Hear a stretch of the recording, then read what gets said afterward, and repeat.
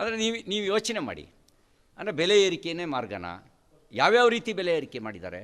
Stamp duty ಹೆಚ್ಚಳ ಮಾಡಿದ್ರು, petrol diesel ಮೇಲೆ ಸೆಸ್ಸು ಹಾಕಿದರು. ಅಷ್ಟು ಮಾತ್ರ ಅಲ್ಲ, ರೈತರು ತಗೊಳ್ತಕ್ಕಂಥ ಪಾಣಿ ದರವನ್ನು ಏರಿಸಿದ್ರು. 15 ರೂಪಾಯಿ ಇತ್ತು ಪಾಣಿ, ಅದು 40 ರೂಪಾಯಿಗೆ ಏರಿಸಿದ್ರು. ಈ ಸ್ಕೂಲ್ ಮಕ್ಕಳು ಇನ್ಕಮ್ ಸರ್ಟಿಫಿಕೇಟ್ ತೊಗೋಬೇಕಲ್ಲ, ಅದನ್ನು 40 ರೂಪಾಯಿಗೆ ಏರಿಸಿದ್ರು. ಅಂದರೆ ಎಲ್ಲದರ ಬೆಲೆ ಏರಿಕೆ ಮಾಡೋದೇ ಆದಾಯದ ಕ್ರೋಢೀಕರಣದ ಮಾರ್ಗನ? ಇದಕ್ಕಿಷ್ಟೊಂದು ವರ್ಷದ ಅನುಭವ ಬೇಕಾ? ಇಷ್ಟು ವರ್ಷದ ಅನುಭವದಲ್ಲಿ ಸಾಲ ಮಾಡೋದು ಮತ್ತು ನಾನು ಕೊಟ್ಟೆ ಅಂತ ಎದೆ ತಟ್ಕೊಳ್ಳೋದು, ಈ ಸಾಲ ಮಾಡೋದೇ ಸಾಧನೆನಾ? ಇಲ್ಲಿ ಮಾಡಿರೋದು ಇವರು ಸಾಲ ಮಾಡೋದನ್ನೇ ಒಂದು ಸಾಧನೆಯಾಗಿ ಮಾಡಿದ್ದಾರೆ. ಇನ್ನೊಂದು ಸಂಗತಿ, ಕಳೆದ ವರ್ಷ ಬಜೆಟ್ ಮಂಡಿಸಿದರು. ಎಷ್ಟು ಅನುಷ್ಠಾನ ಆಗಿದೆ? ಬಜೆಟ್ನಲ್ಲಿ ಮೀಸಲಿಟ್ಟ ಹಣದಲ್ಲಿ ಖರ್ಚು ಎಷ್ಟು ಮಾಡಿದ್ದಾರೆ?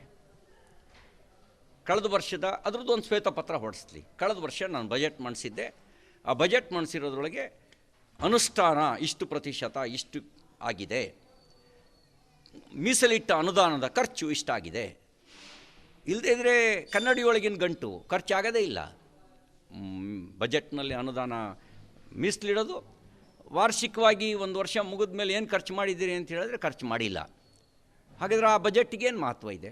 ಇವರು ಕಳೆದ ವರ್ಷ ಘೋಷಣೆ ಮಾಡಿದ ಬಜೆಟ್ನಲ್ಲಿ ಎಷ್ಟು ಖರ್ಚಾಗಿದೆ ಅನ್ನೋದನ್ನು ಶ್ವೇತಪತ್ರ ಹೊರಡಿಸ್ಬೇಕು ಅಂತ ನಾನು ಆಗ್ರಹಿಸ್ತೇನೆ. ಇನ್ನೊಂದು, ಮೂಲಸೌಕರ್ಯಕ್ಕೆ ಅಂತ ಕಳೆದ ವರ್ಷ ಇವರು ಅನುಮೋದನೆ ಕೊಟ್ಟಿದ್ದೀವಿ ಅಂತ ಹೇಳಿರೋದೇ 21,000 ಕೋಟಿ ರೂಪಾಯಿನೇನೋ ಅನುಮೋದನೆ ಕೊಟ್ಟಿದ್ದೀವಿ ಅಂತ ಹೇಳಿದ್ದಾರೆ. 21,000 ಕೋಟಿ ರೂಪಾಯಿ ಅಂತ. ವಾಸ್ತವಿಕವಾಗಿ 21,000 ಕೋಟಿ ರೂಪಾಯಿ ಇವರು ಅನುಮೋದನೆ ಕೊಟ್ಟೇ ಇಲ್ಲ. ಅದು ಹಿಂದಿನ ಸರ್ಕಾರ ಮಂಜೂರು ಮಾಡಿದಂಥ ಯೋಜನೆಗಳನ್ನು ಇವರು ತಡೆ ಹಿಡಿದು ಇವ್ರಿಗೆ ಯಾವ ಬೇಕು ಅದಕ್ಕೆ ಮಾತ್ರ ಅನುಮೋದನೆ ಕೊಟ್ಟರು. ಇವರು ಹೊಸ ಯೋಜನೆಯಲ್ಲಿ ಘೋಷಣೆ ಮಾಡಿದ್ರು. ಕಳೆದ ವರ್ಷದಲ್ಲಿ ಯಾವ ಯೋಜನೆಯೂ ಹೊಸ ಯೋಜನೆ ಘೋಷಣೆ ಮಾಡಲಿಲ್ಲ. ಇದು ಇವರು ಒಟ್ಟಾರೆಯಾಗಿರ್ತಕ್ಕಂಥ ಅನುಭವದ ಪ್ರತಿಬಿಂಬ ಹೇಗೆ ಕಾಣಬೇಕಿತ್ತು ಬಜೆಟ್ನಲ್ಲಿ, ಇವ್ರ ಬಜೆಟ್ನಲ್ಲಿ ಆ ರೀತಿ ಅನುಭವದ ಪ್ರತಿಬಿಂಬ ವ್ಯಕ್ತ ಆಗ್ತಾಯಿಲ್ಲ. ಸಾಲ ಮಾಡಿ ತುಪ್ಪ ತಿನ್ನುವಂಥ ಚಾರುವಾಕ ನೀತಿಯನ್ನು ಇವರು ಅನುಸರಿಸ್ತಾ ಇದ್ದಾರೆ. ಇವರು ನಾನು ನಾಸ್ತಿಕ ಅಲ್ಲ ಅಂತ ಆಗಾಗ ಹೇಳಿದ್ದಾರೆ. ನನ್ನ ಹೆಸರಿನಲ್ಲೇ ರಾಮ ಇದ್ದಾನೆ, ನನ್ನ ಹೆಸರಿನಲ್ಲೇ ನಮ್ಮ ತಂದೆ ಹೆಸರಿನಲ್ಲೂ ರಾಮ ಇದ್ದ ಅಂತ ಹೇಳಿದ್ದಾರೆ. ಆದರೆ ಬಜೆಟ್ನಲ್ಲಿ ರಾಮನ ಆದರ್ಶ ವ್ಯಕ್ತ ಆಗಿಲ್ಲ. ಇವರು ಬಜೆಟ್ನಲ್ಲಿ ಚಾರುವಾಕನ ನಾಸ್ತಿಕವಾದ, ಅಂದರೆ ಸಾಲ ಮಾಡಿ ಆದರೂ ತುಪ್ಪ ತಿನ್ನು ಅನ್ನುವಂಥ ನಾಸ್ತಿಕವಾದದ ಅಭಿವ್ಯಕ್ತಿ ಇವ್ರ ಬಜೆಟ್ನಲ್ಲಾಗಿದೆ. ಹಾಗಾಗಿ ಇವರಲ್ಲಿ ಒಳಗೆ ಚಾರುವಾಕ ಇದ್ದಾನೆ, ಹೊರಗೆ ಹೆಸರಿನಲ್ಲಿ ರಾಮ ಇದ್ದಾನೆ. ಆದರೆ ಇವರ ಒಳಗೆ ಚಾರುವಾಕ ಇದ್ದಾನೆ. ಸಾಲ ಮಾಡಾದರೂ ತುಪ್ಪ ತಿನ್ನು ಅನ್ನುವಂಥ ನೀತಿಗೆ ಇವರು ಭದ್ರಾಗಿರೋದು ವ್ಯಕ್ತ ಆಗ್ತಾಯಿದೆ. ಇವರ ತೆರಿಗೆ ಸಂಗ್ರಹದಲ್ಲೂ ಕೊರತೆ ಆಗಿರ್ತಕ್ಕಂಥದ್ದು, ಇವ್ರ ಸಾಮರ್ಥ್ಯಕ್ಕೆ ಹಿಡಿದಿರ್ತಕ್ಕಂಥ, ಇವ್ರ ಆಡಳಿತದ ಸಾಮರ್ಥ್ಯಕ್ಕೆ ಹಿಡಿದಿರ್ತಕ್ಕಂಥ ಒಂದು ಕನ್ನಡಿ. ಇದು ಅಪಾಯದ ಮುನ್ಸೂಚನೆ.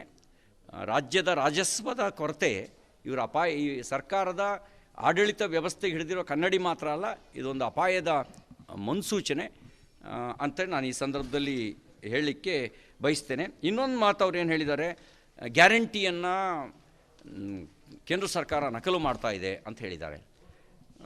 ವಾಸ್ತವಿಕವಾಗಿ ಇವರು ಅನ್ನಭಾಗ್ಯ 10 kg ಅಕ್ಕಿ ಕೊಟ್ಟೇ ಇಲ್ಲ. ಕೇಂದ್ರ ಸರ್ಕಾರ ಕೊಡ್ತಿರೋ 5 kg ಅಕ್ಕಿನೇ ನಾನು ಕೊಡ್ತಾ ಇದ್ದೀನಿ ಬಿಂಬಿಸ್ತಾ ಇದ್ದೀರಿ. ನೀವು ಕೇಂದ್ರದ ಯೋಜನೆಯನ್ನು ನಿಮ್ಮ ಸೀಲ್ ಹಾಕಿ ನಮ್ಮದು ಅಂತ ಹೇಳ್ಕೊಳ್ಳೋ ಕೆಲಸ ಮಾಡಿದ್ದೀರಿ. ಅದಕ್ಕೆ ಸೀಲ್ ಹಾಕಿ ನೀವು ನಮ್ಮದು ಅಂತ ಹೇಳ್ಕೊಳ್ಳೋಂಥ ಕೆಲಸ ಮಾಡಿದ್ದೀರಿ. ನೀವೇ ಕೇಂದ್ರದ ಯೋಜನೆಯನ್ನು ನಕಲು ಮಾಡ್ತಾಯಿದ್ದೀರಿ ಅಂತ ಅನಿಸುತ್ತೆ. ನನ್ನೂರು ಚಿಕ್ಕಮಗಳೂರಿಗೆ ಅವರು Spice park central government announce ಮಾಡಿದೆ, ಇವರು ಅದಕ್ಕೆ ಒಂದು ಸೀಲ್ ಹಾಕೋ ಕೆಲಸ ಮಾಡಿದ್ದಾರೆ. ಈ ಸರಿ ಬಜೆಟ್ನಲ್ಲಿ ಸೆಂಟ್ರಲ್ ಗೌರ್ಮೆಂಟ್ ಸ್ಪೈಸ್ ಪಾರ್ಕು ಕಳೆದ ಸರಿನೇ ಅನೌನ್ಸ್ ಮಾಡಿತ್ತು, ಚಿಕ್ಕಮಗಳೂರಿಗೆ ಸ್ಪೈಸ್ ಪಾರ್ಕ್ ಕೊಡ್ತೀವಿ ಅಂತ. ಅಲ್ಲಿ ಜಮೀನು ಕೊಡೋದೆಲ್ಲ ಇವ್ರದ್ದು ರಾಜ್ಯ ಸರ್ಕಾರದ ಕೆಲಸ. ಇವರು ಅದಕ್ಕೇ ಸ್ಪೈಸ್ ಪಾರ್ಕ್ ಕೊಡ್ತೀವಿ ಅಂತ ಹೇಳಿ ಅನೌನ್ಸ್ ಮಾಡಿದ್ದಾರೆ. ಅದು ಬಿಟ್ಟರೆ ಬೇರೆ ಇನ್ನೇನು ನನಗೆ ವಿಶೇಷವಾಗಿರೋದು ವ್ಯಕ್ತ ಆಗ್ತಿಲ್ಲ. ಮತ್ತೊಂದು ಕೆಟ್ಟ ಸಂಪ್ರದಾಯಕ್ಕೆ ನಾಂದಿ ಹಾಡಿದ್ದಾರೆ. ಇಲ್ಲಿ ಬಂದು ರಾಜ್ಯ ಸರ್ಕಾರ ಕೇಂದ್ರದ ವಿರುದ್ಧ ಪ್ರತಿಭಟನೆ ಮಾಡಿದ್ರು. ಇಲ್ಲಿ ಬಂದು ತೆರಿಗೆ ನನ್ನ ಹಕ್ಕು ಅಂತ ಘೋಷಣೆನೂ ಕೊಟ್ಟರು. ಕೇಳಕ್ಕೆ ಚೆನ್ನಾಗಿರುವ ಘೋಷಣೆ. ನೀವು ಕೇಳಕ್ಕೆ ಚೆನ್ನಾಗಿರುವಂಥ ಘೋಷಣೆ ಕೊಟ್ಟ್ರಿ, ಒಂದು ಕೆಟ್ಟ ಸಂಪ್ರದಾಯಕ್ಕೆ ನಾಂದಿ ಹಾಡಿದ್ರಿ.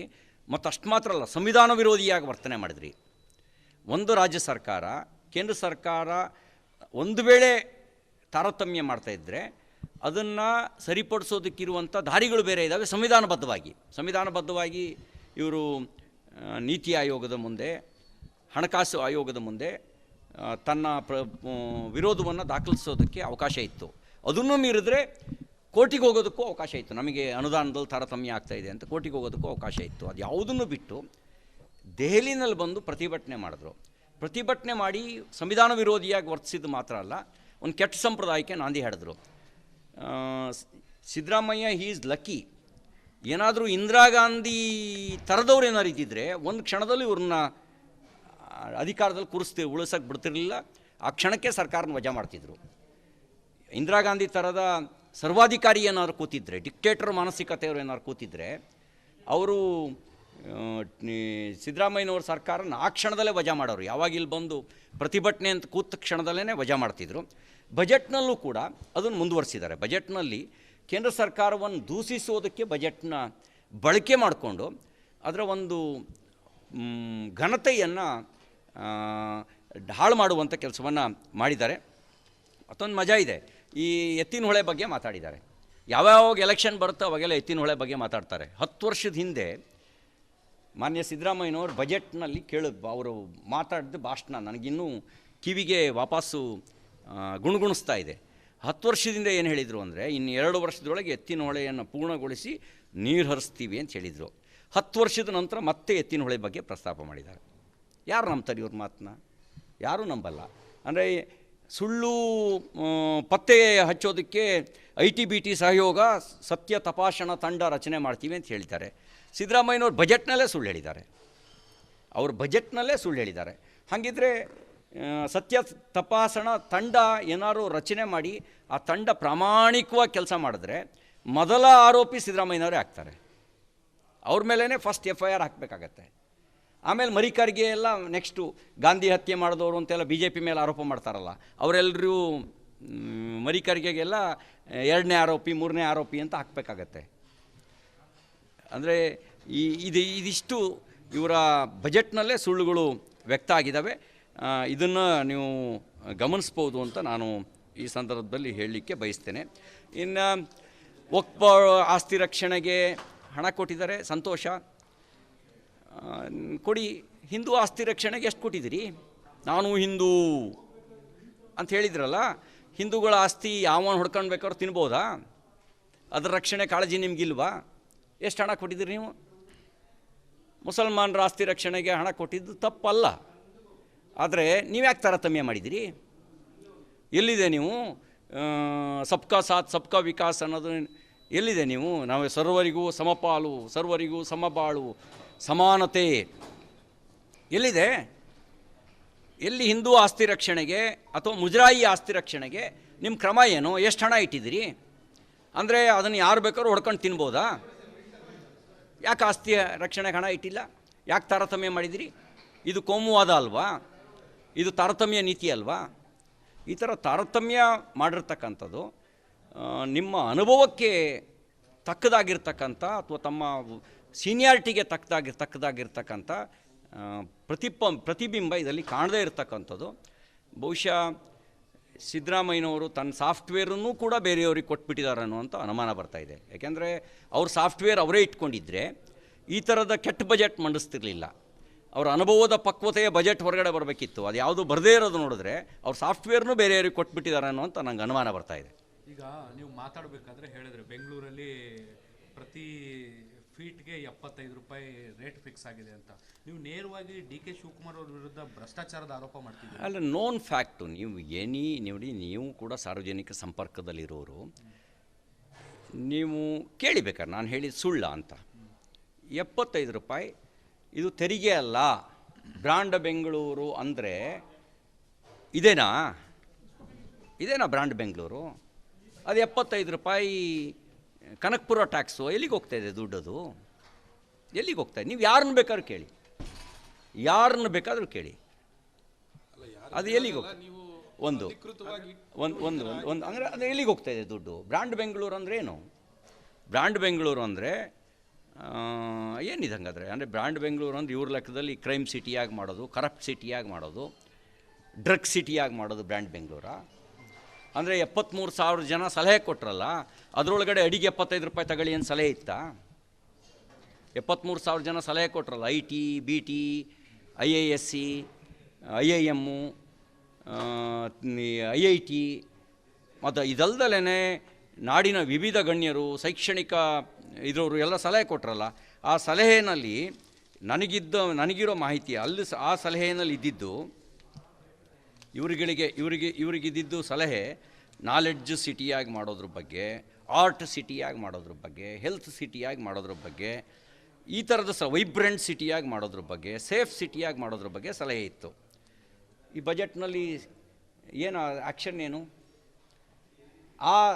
ಅಲ್ಲಿ ಬ್ರಾಂಡ್ ಬೆಂಗಳೂರಿನಲ್ಲಿ ಅಡಿಗೆ 75 ರೂಪಾಯಿ ತಗೋಬೇಕು ಅಂತ ಹೇಳಿರಲಿಲ್ಲ. ಮಧ್ಯರಾತ್ರಿ 1 ಗಂಟೆವರೆಗೂ ಕೂಡ ನೀವು